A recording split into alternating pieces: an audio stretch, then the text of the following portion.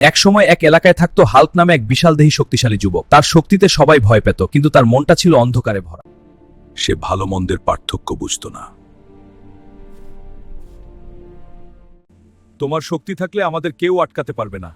ভয় দেখাও, কাজ আদায় দায়িত্ব সব সহজ। হাল্কের মতো শক্তিশালী কেউ যদি আমাদের পক্ষে থাকে, জেতা সহজ হবে। সমতার লোভে পড়ে হাল্কও রাজি হয়ে যায়।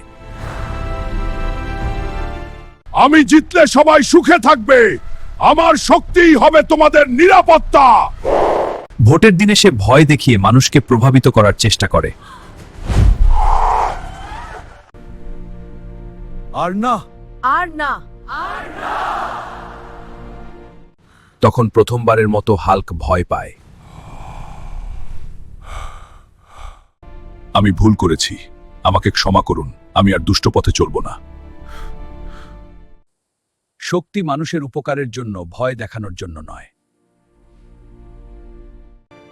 হাল্ক নতুন করে জীবন শুরু করার শপথ নেয়।